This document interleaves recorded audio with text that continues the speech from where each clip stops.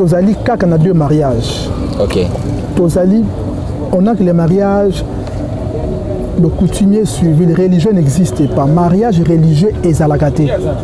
Mariage religieux zalakate. Ça n'existe pas, inventé par les hommes, inventé par les hommes, inventé par les hommes. De boire n'est pas un péché. Que fumer n'est pas un péché.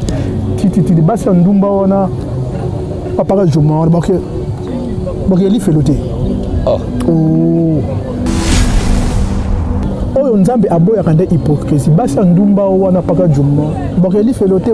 Baba hypocrite.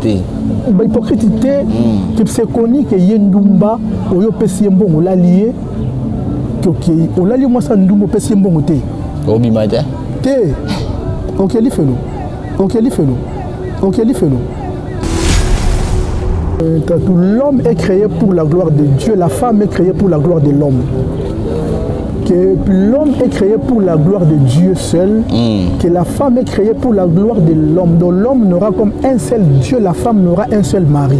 Très bien. Que puis muta salamane pour l'ensemble, moi c'est salamane pour l'homme. Que pinga sur moi c'est bien ngai nzambe.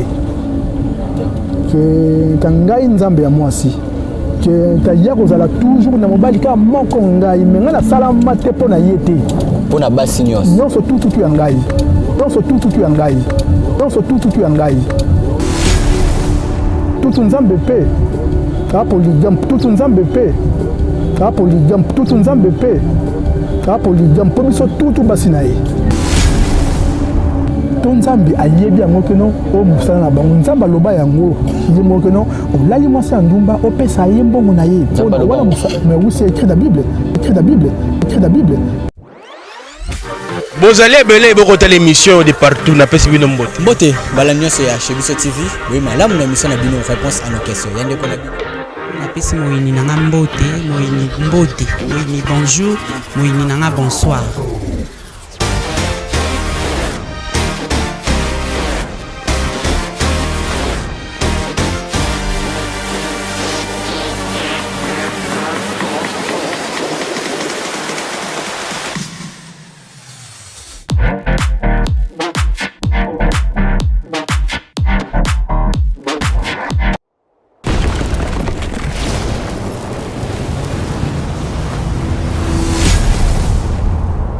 Sous télévision, chaîne Oyo Kokani na yo.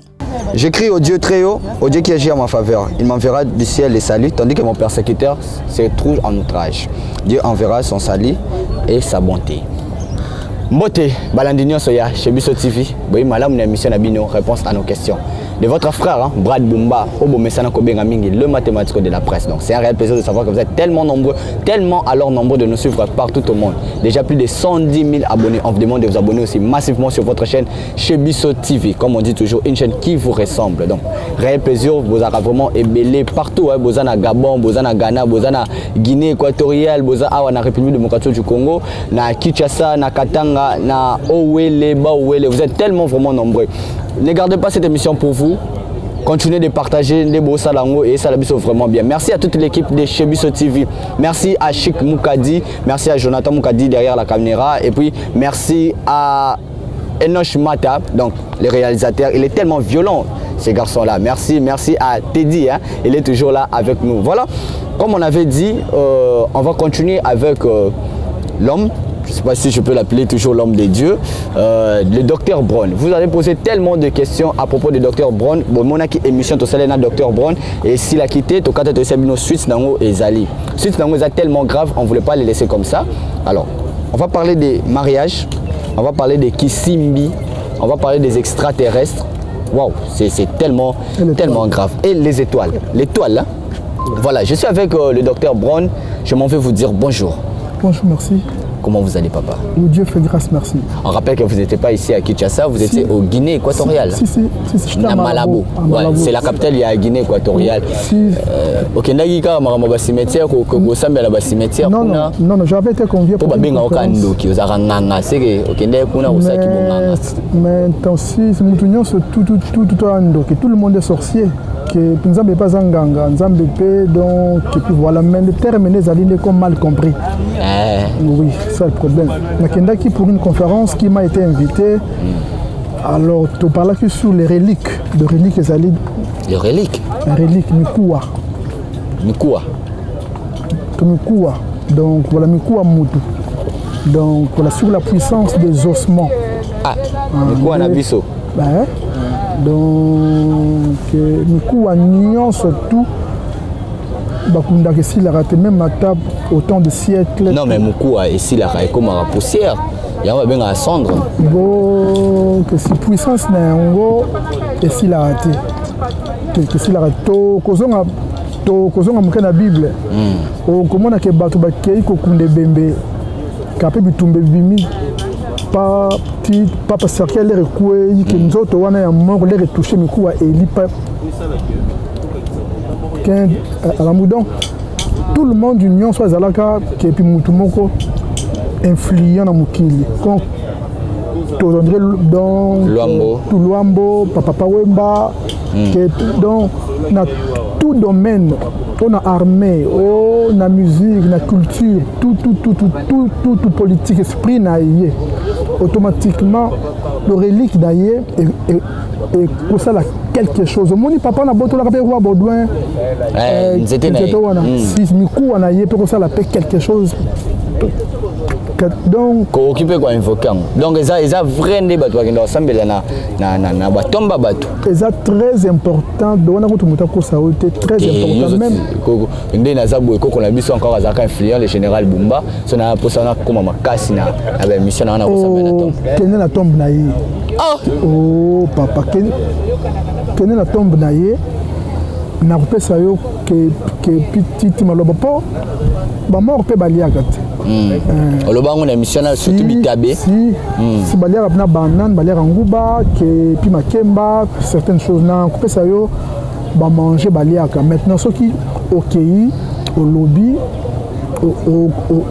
pour se présenter ki ngai nde pa bumba koko na yo boy mwana ya boy. Quand on dit que Dieu d'Abraham, Dieu d'Isaac, ça la rendait comme rappel kakate. Rappeler que boy. Mais ces gens-là, basali bobola mingi. Petit exemple, on parle que basaka makamba baba kisi mais ngala ko sambela mutu moko boya. Si te relique na bayango, donc kuwa tout ya bango. Ah donc neto kende makambo na bango basaka na ngwe tomber. Est-ce que force a mikuwa? Te tomber force wana le renommé na yazalaki nango nyonso tout evandi na mikuwa na ye. Automatiquement tout ce que ebike non kata ka to sol mabele oyo papa cimetière wana ye wana et ça la peut quelque chose soit na concert soit en fonction du domaine na ye oyo yazalaki na yango au culture au militaire au que puis soit politique donc il y a tout attention ko ane ko bela OK pour la maladie wana on kobika automatiquement maintenant on zolo ba kobika automatiquement le ba cause chrétien to debika comme mo comme te bik ça c'est Jésus Christ oh non que personne pas pour les biso qui pas que je vais t'expliquer une chose les biso qui on dit que voilà comment Yesu Mutebi qui s'akezali Grégor ezali toko sangana wa papa 1000 personnes to ndimi que non voilà comment chic Mukadi Mutebi qui ça va qui puis bobika pe asolo papa c'est les Grégor mais le problème c'est quoi premièrement au douter non nango tout ce qui la philosophie non je n'ai pas douté mais je voulais que bien ramener une compréhension très bien tozali na ba prophète ebele baya que Jésus que tout Bouddha que tout Confucius Mohamed tout consort tous les prophètes nyons ba qui na message comme manque sur l'amour tout sur l'amour c'est pourquoi que mutamona nzambe a te que mutasembelaka Yesu te tout celui qui a l'amour en lui amona nzambe tout celui quelle que soit ta religion au Bouddha, aux musulmans, tout celui qui a l'amour, tout celui qui a l'amour à Roman Nzambe et qui peut non, tout celui qui a l'amour, il verra Dieu. Un point trait, on ne te trompe pas. C'est archi faux. C'est archi faux. Donc ce qui est vrai, on peut dire que Tokobela Nabiso, Jésus de Tosambelaka, mais Toko qui est na tombe, Kobela va grand-père Nabiso, Azaka influent, et ça on péché. Papa, ce n'est pas un péché. Oui, papa. Papa, ce n'est pas un péché, donc qu'on ne te trompe pas. Jésus aussi partait aussi, même prier aussi pour la tombe. Il le faisait aussi. Il le faisait aussi. Voilà, voilà. Là c'était entré dans Bisso comme les batounes question. Et il y a une maman. Voilà, tout n'a qu'une question. Écoute, on a bien gagné en pleine émission. Dès que solo la boye, bon, on va essayer. Il y a le carreau bien gagné. Abi, yé amona batouba kufa, balobela kaye, abengana pe ba misu somoni. Et moi zaka lali ba moni, noko naye, to ya naye, aye les boy. Ata la ya lali boy, noko ata les boy. Alo banaye makambo. Ah, mais elle était. Comme elle était, donc, est-ce que le message est bien?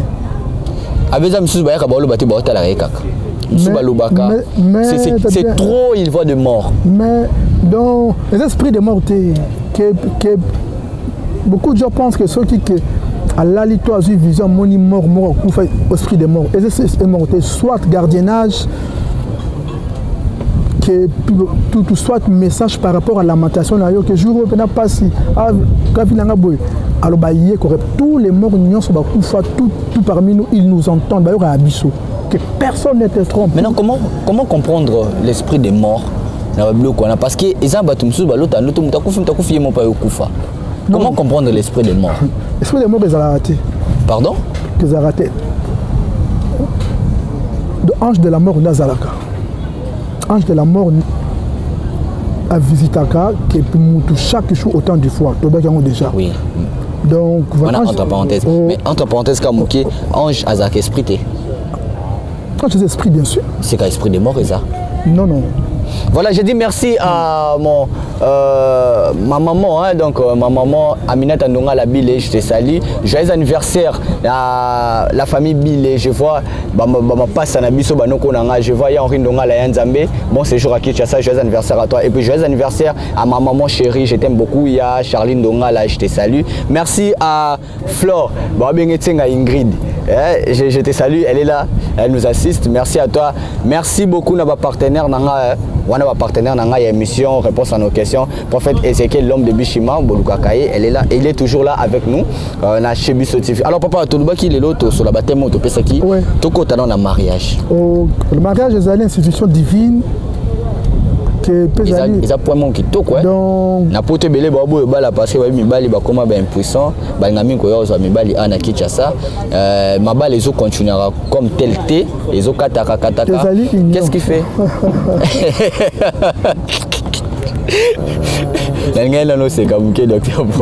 Voilà, parlons un peu du mariage. Ok, voilà, merci beaucoup. Et puis je voulais vous dire une chose importante à savoir et puis à retenir. Tozali, quand on a deux mariages. Ok. Tozali, on a que les mariages de coutumiers suivis, les religieux n'existent pas. Mariage religieux et zalakate. Mariage religieux et zalakate. Ça n'existe pas, inventé par les hommes. Comment ça? Inventé par les hommes. C'est pas important. Donc, puis ce n'est pas important. On n'a que deux mariages. Le coutumier suivi. Le coutumier signifie quoi? Le coutumier signifie que pas y a des parents, que puis voilà, pas. Donc il y a bon abalia supposons maman, que à papa na biso bandimi, tondimi bino brad bobalani na ye. Automatiquement ce qui que papa na maman, automatiquement andimi kinzambe pe andimi automatiquement. Après ce qui bolongwe, pas nzambe siko, qu'après bon okene siko pas Satan, pas Satan, c'est civil. Car civil, c'est Satan. Il faut y avoir comme habit nos petits. Mais c'est civil, il y a un mariage reconnu par Satan. Il vous reconnaît que moi, Satan, je vous reconnais que Binopo, pour n'ayant gouverneur à cette.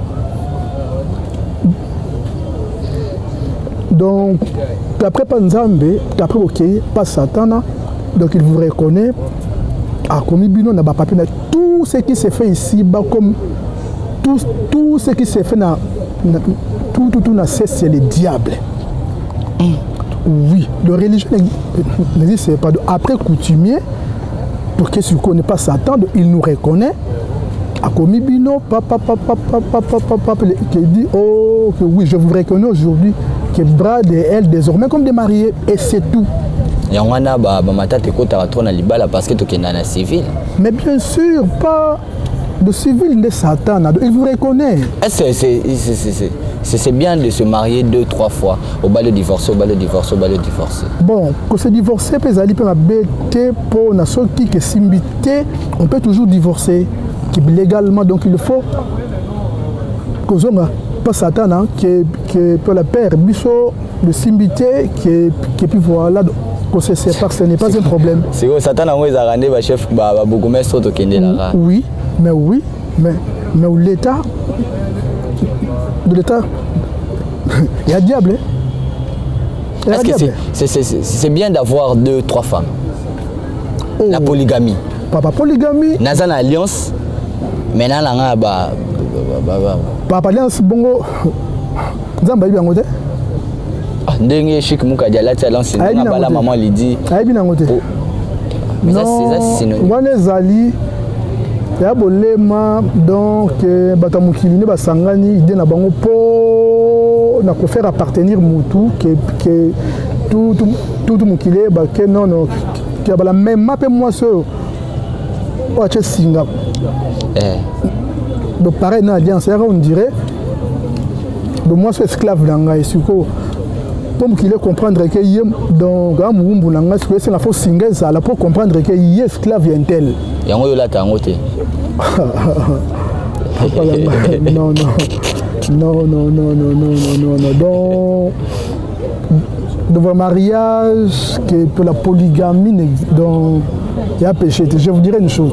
Ok. Que l'homme est créé pour la gloire de Dieu, la femme est créée pour la gloire de l'homme. Que l'homme est créé pour la gloire de Dieu seul, que la femme est créée pour la gloire de l'homme. Donc l'homme n'aura comme un seul Dieu, la femme n'aura un seul mari. Très bien. Que puis muta salamane pour nzambe, moi c'est salamane pour l'homme. Que pinga isuko, moi c'est bien ngai nzambe.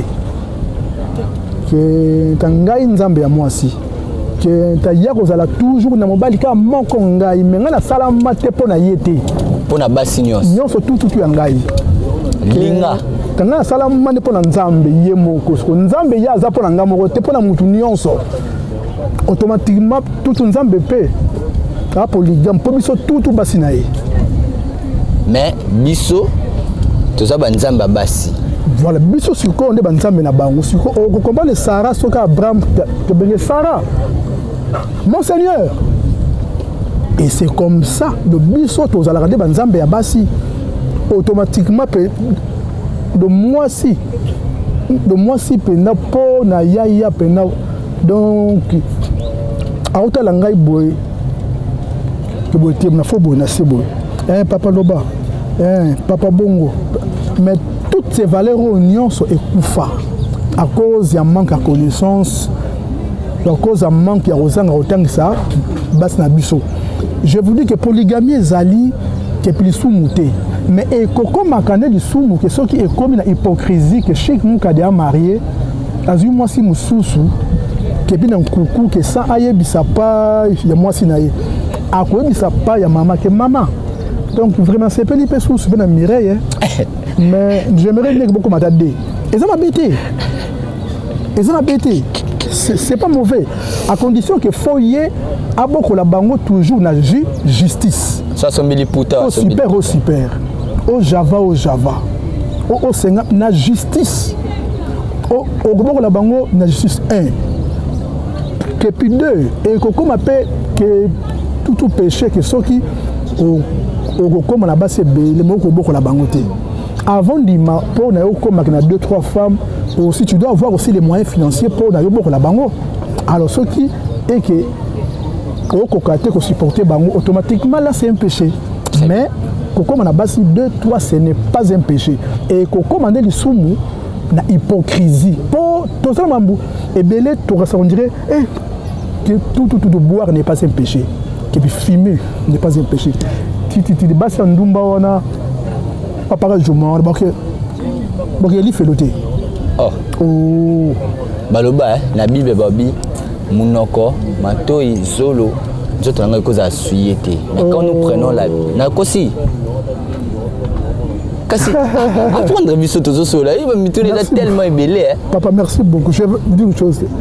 To kokende qui peut bilwa tout oyo nzambe aboya kande hypocrisie basi ndumba wana paka jumma bakeli felote baba hypocrite ba hypocrite que c'est connu que yendumba oyo pesi mbongo la lié que olali moi sa ndumba pesi mbongo te obimata te okeli felo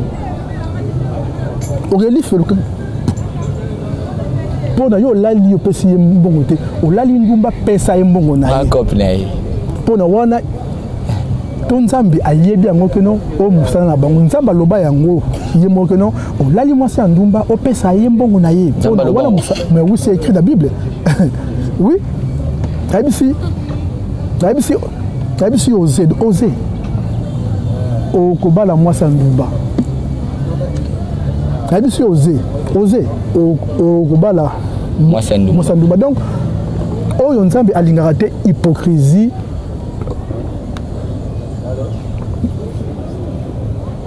pasteur ka olinga te mokili mona yo komela ke intatubo na yo non mela yango elisumu te siko hypocrisie nde omela ke moto mona te nde yango nde nzambe nde alingaka te Nzambende alingaka. Voilà, on est là on parlait de mariage, de côté entre parenthèses, il y a hypocrisie, il y a vie. Alors papa, pour moi awawa o est troublé qui ngati tout sur la téléphone et les extraterrestres naba qui simbi.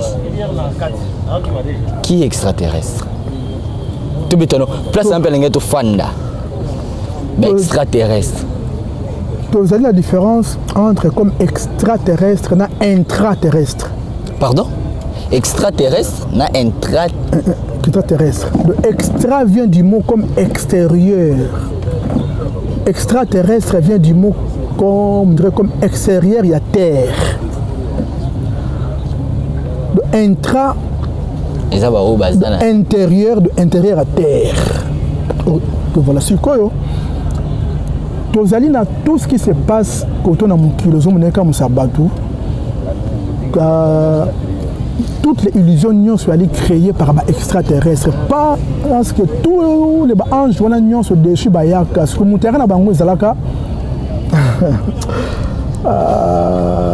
Papa le bâté. Ange Chemiaza. Ange Chemiaza. Ange Chemiaza. Ange Chemiaza. Ange Chemiaza, mon terrain a 200 anges. 200 anges. Ayaki na bango na mukili. Ba ange va se révolter. Bango de mutu bayaki de quoi? Pour apprendre basi que tu vas raboter que rouge en lèvres que puis cabello que puis tout c'est maquillé toutes ces choses là papa je vous dis qu'il a défendu que moi ça coûte que donc cabello non c'est défendu que manzaka ba rouge en lèvres percer boyer que c'est défendu OK li fait l'eau automatiquement OK li fait l'eau. Donc, tout le monde se passe à la naturelle comme Dieu l'a créé. Et c'est comme ça. Maintenant, tous les extraterrestres, parce que les être mort boy, balarami sous boy. Ah, ils ont vraiment minen et qu'il a dit ouais. OK. C'est quoi yo? Ko solo la na bangu ba solo la gapena mutu qui peut travers la pensée, qui peut penser. Basola boy que Jean pesanga boy non bango va détenir tous les secrets à création au avion au bateau au téléphone internet tous les secrets tout sur ce qui au voyager au pays au kutana na bango que bosolo li ba pesio pas certains secrets ate po na mukili penza sis ndenge tu coronavirus comme boy na faut ça la boy pona boy on peut ramener un suko venir koto na monde bactérien on va appliquer un et comme suko comme découverte OK mutu boy bien mutu papa créer du virus Okisiboy, toutes les découvertes seront tout dévoilées par les extraterrestres. Maintenant, dans mon qu'il c'est awa toza pe na ba extraterrestre totalement na bango toza ali na seul pays dans le monde où travers na bango ali comme États-Unis. Ok.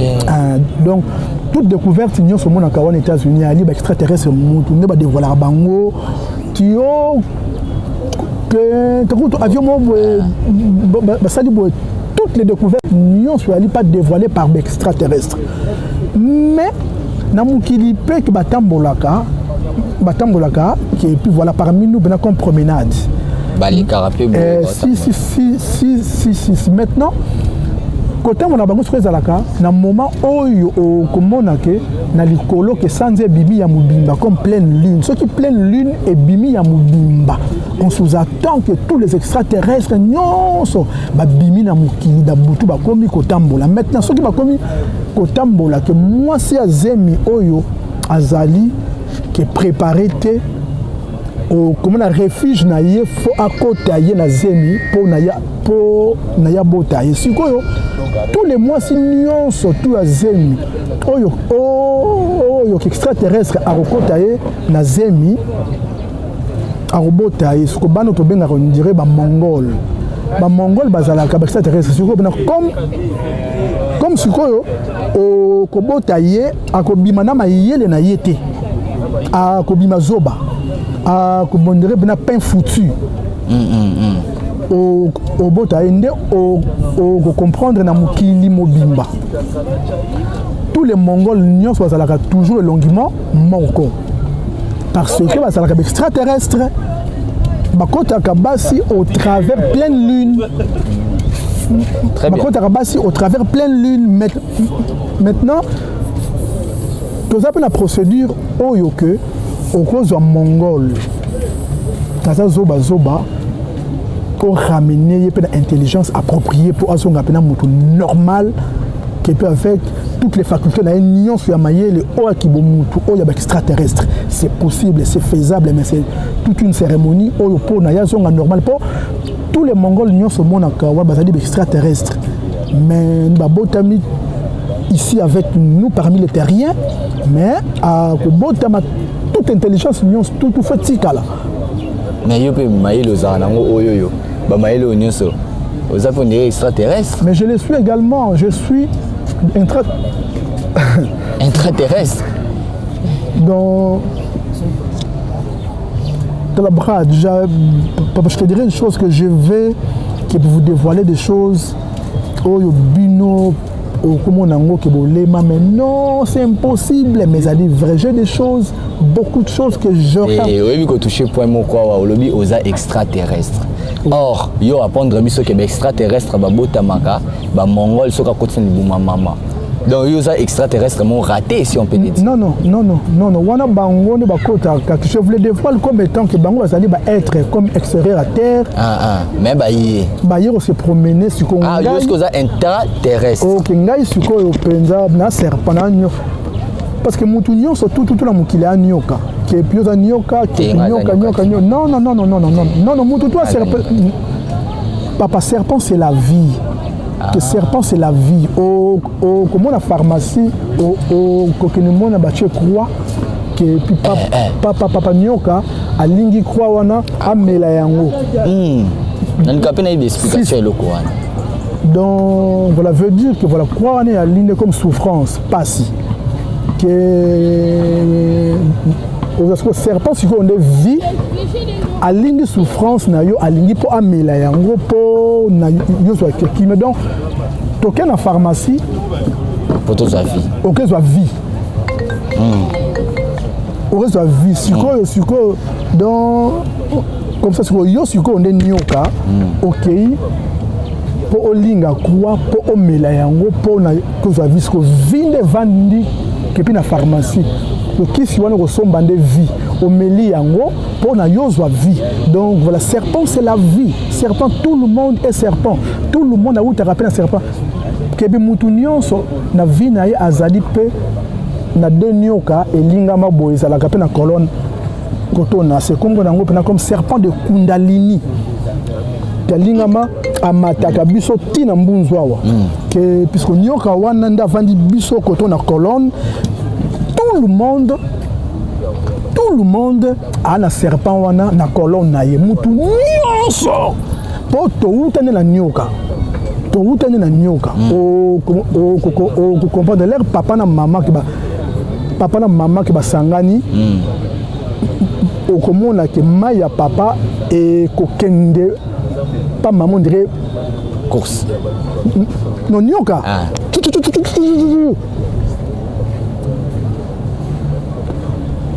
toutani na nyoka wana toutani siko akoti pas zemi evandi siko zemi le revandaka esprit po eya ekota après 8 jours de esprit ye ekoti siko nyoka wana akobombama yo koto na colonne abombama yo siko de nyoka siko moko ya nzambe kebi moko mpe ya satana kebi voilà kombo nango mpena comme serpent de kundalinis okosala siko effort siko bonne marche na yo ekosala ke kotambola na yo nde ya malamu nde nyoka nzambe nde ezomata malembe soki mpo otambola peke mabe mpe nyoka satan na mutu amataka malembe ti na mbunzu na yo okomi illuminé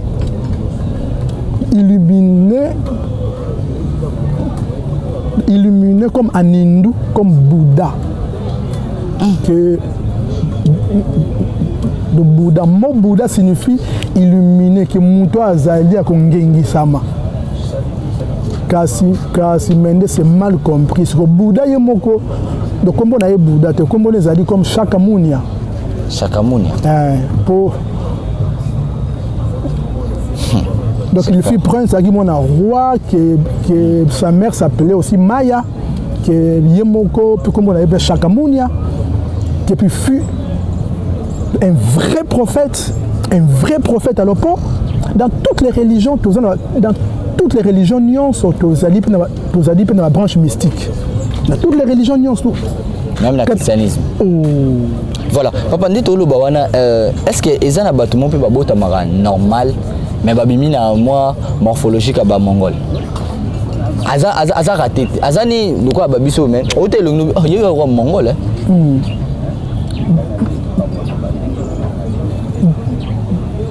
De nombreux c'est qu'il y avait une bagarre.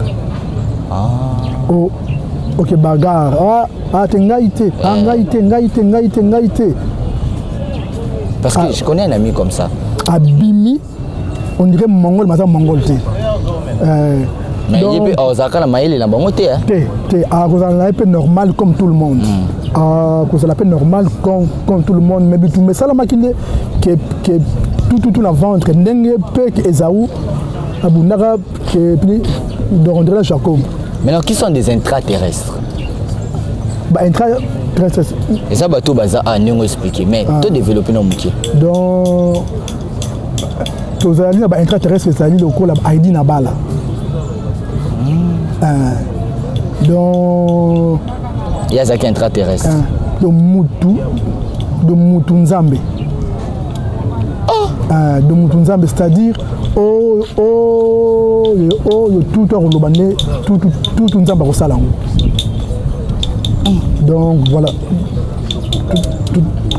Quand on a Congo,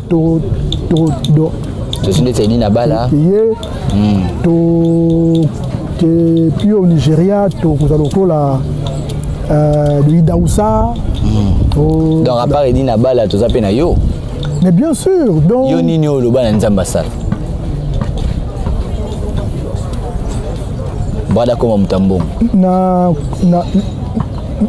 comme ça baka nae ka pa tikuna baro ya ba fleur ezalaka te le bana biso chez Biso TV Chic Moukadi il est là, il nous assiste mon chef il est là papa aza intraterrestre abi ba intraterrestre baza moi batoka ba edi na bala bato yo abenge mutu nzambe.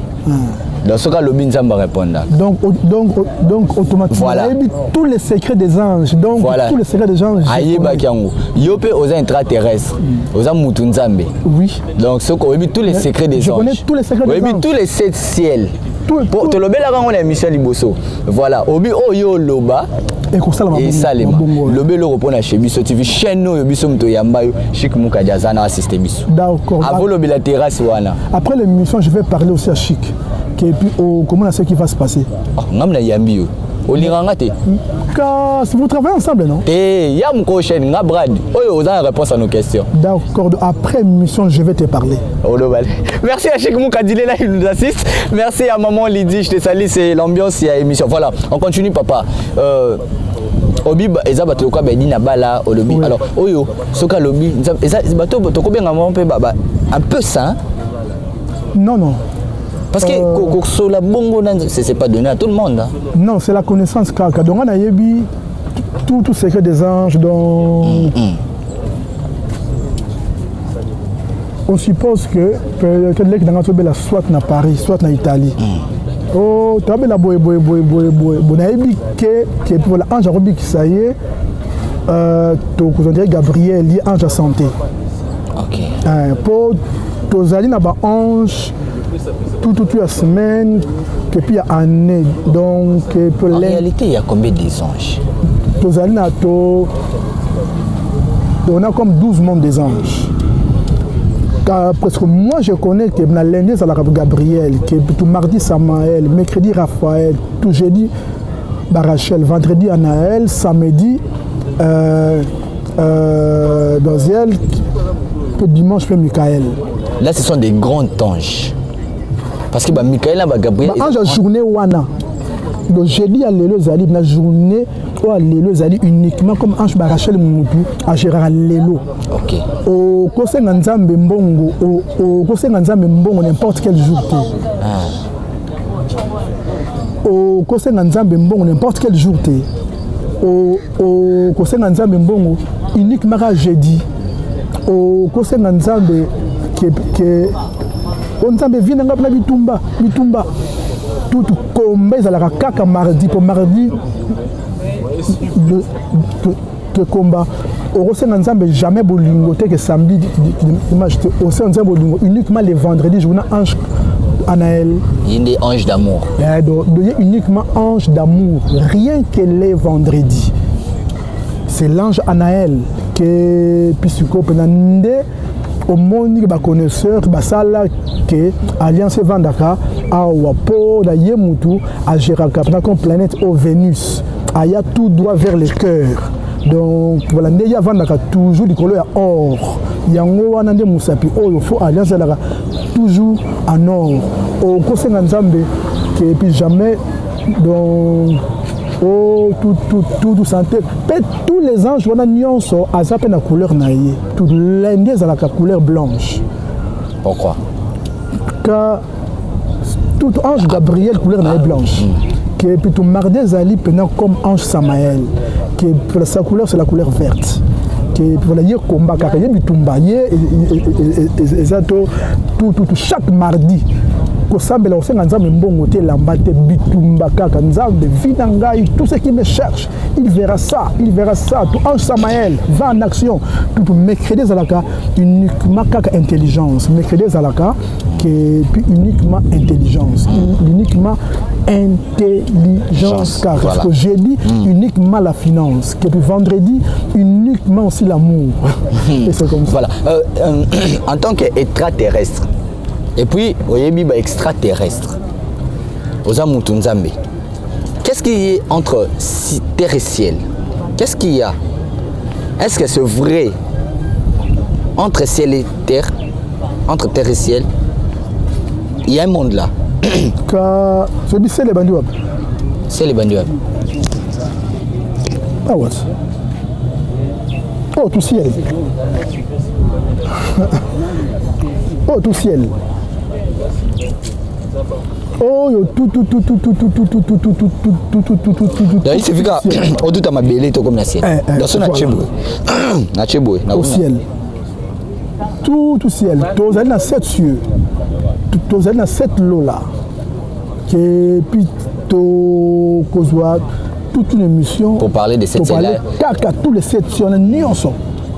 Voilà, on a pris vraiment du temps. Hein. Alors, il nous reste l'étoile. Hein. Étoile. Que le bel étoile bon bouquet parce que Nazobo ya omemo na terrain wana. Terrain na ngai ya ba question na nga wana. Ah OK. Ah, voilà, parlons des étoiles. L'étoile c'est quoi? Et puis nani azana étoile? Étoile ezali d'abord posant une différence comme étoile na chance. Voilà. La différence entre étoile na chance. Que toute chance, on l'achète. On achète la chance? Oui. Que puis étoile est gracieuse. Mutu nyonso abota makana étoile na ye, mais eyiba makape. Étoile ezalaka wapi. Que puis voilà. Étoile ezalaka awa, empreinte digitale, que chacun a ses empreintes digitales. Awa, de mutu nyonso azali na étoile na ye. Papa étoile ezalaka awa na mbunzu, awa ezalaka nde comme troisième œil. Troisième œil. Misato, oui. Ouais. D'accord. Koto yo neli so misato. Maintenant soki mutu alali. Tout miso ki bo mutu oyo papa soki ekangami mi ke miso yo nde efongwami. Très bien. Ezalaka bongo. Soki miso oyo ekangami oyo ekangami oyo nde efongwami. Na kotindela yo pe image na yango. Donc komona illustrant oui. Illustré yango. Komona soki o comprendre eloko wana oyo akangami ye afongwami. Voilà to l'exango bomona pe na bilili yango wana. Ouais. Donc voilà, c'est-à-dire soki miso oyo elali oyo nde fongwami.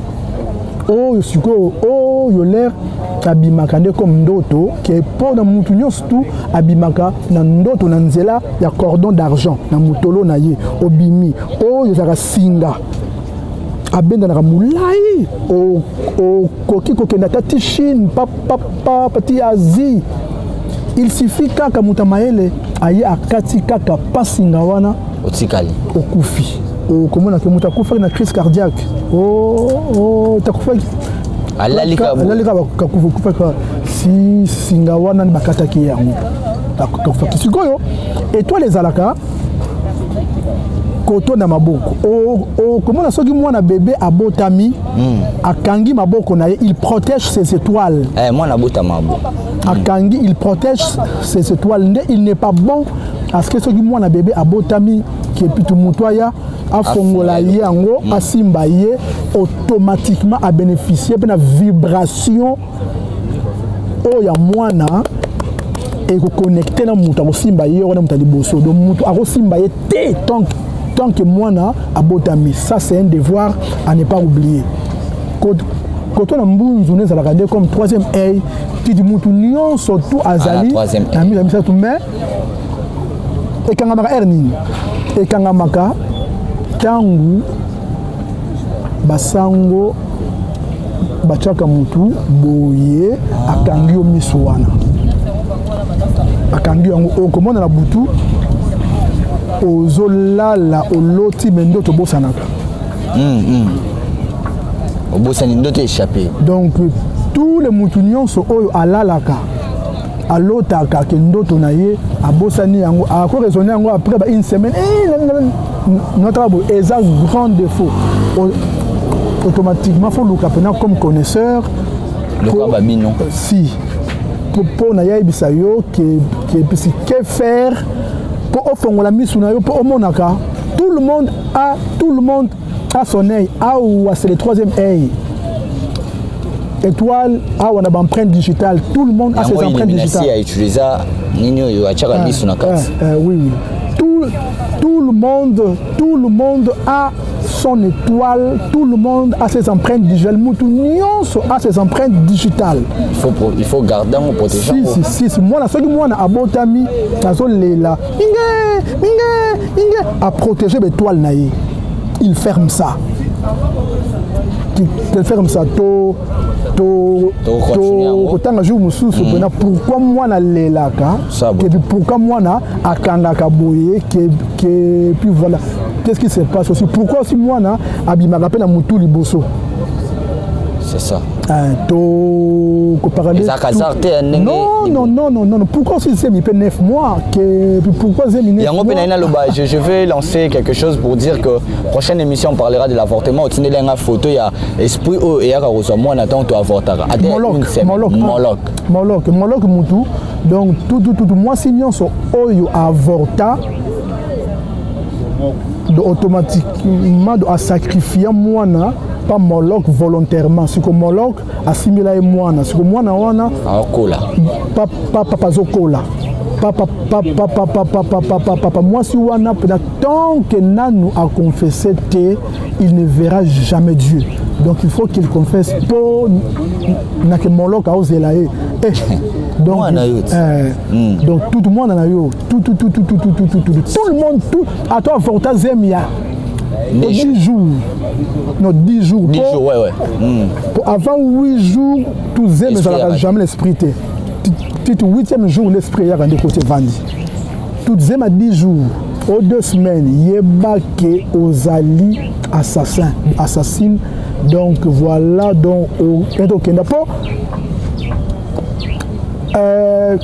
je vous dirais une chose, année 2021, ils allaient dirigés par l'archange Uriel.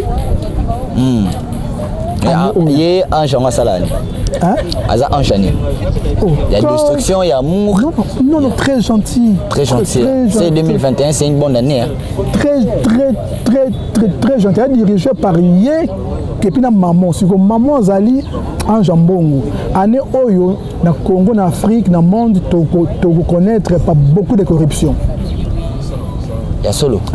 Tu connaître beaucoup de corruption, beaucoup alors. Donc ça, je vous l'ai dit, à retenir et à ne pas oublier. Merci. Donc la corruption, ils ont la ming, ils ont le gouvernement, ils ont la wapi, donc corruption. Ça n'est fini pour aujourd'hui. Je dis merci à mes partenaires, merci à maman Ndongala, Aminata Ndongala Bile, non pas parce qu'elle a l'argent, mais elle a l'amour des gens. Je te salue. Merci à toi, Bobby. C'est l'année d'argent, corruption. Vous corrompre, maman ya corrompre. Merci à toi, merci à Yann Ndongala Nzambe. Joyeux anniversaire à toi. Merci à Yann Ndongala. Yann Ndongala Nzambe plutôt. Merci à toi, joyeux anniversaire. Bah, ma passe à Charline Ndongala. Bon séjour Nabino, je vous salue. Je dis merci beaucoup à ma partenaire Sila Boula. Je te salue. Je salue toute l'équipe Yachebiso TV. Vous voyez, c'est une très belle émission. Alors, pour ça, vous êtes Sila, mais vu le temps. Donc, ne gardez pas ça pour vous. Partagez cette émission massivement quand vous. Donc, page Facebook Nabiso et Chebiso TV. Il y a un abo qui ne peut partager donc l'émission et ça la biso bien. Déjà, na YouTube, plus de 110 000 abonnés. On vous demande de vous abonner aussi massivement sur votre chaîne. Vraiment, ça n'est fini. Alors, papa, numéro de téléphone, on sur Lucas, contactez. Merci beaucoup. Je m'appelle Dr Brongoma. Je suis sur WhatsApp. Voilà. Donc, WhatsApp, qui est plus 33. De 75 85 83 943. Oui, bah tu es bon là. Tous les années en France, on a mais n'est to iba kaidi. Tant aux gens à bord, il y a au Togo va porter. Oui, il n'y a pas de problème. Donc voilà, dans la vente à Saint-Michel sur Orge, puis voilà, le WhatsApp n'angé qui est plus 33 75 85 83 943. Merci beaucoup. Merci à toute l'équipe. Il y a Chebiso TV, comme on dit, une chaîne qui vous ressemble. Chaîne O et Coca Nabino. On se retrouve prochainement pour un nouveau numéro. D'ici là, portez-vous bien et restez toujours stockés sur votre chaîne Chebiso Télévision. Bye bye. Vous allez belé beaucoup l'émission de partout. N'a pas suivi nos mots. Mbote, balanyo c'est à Chebiso TV. Oui, madame, on a mis ça na bino réponse à nos questions. Yande kola. Napesi moyini nanga mbote, moyini bonjour, moyini nanga bonsoir.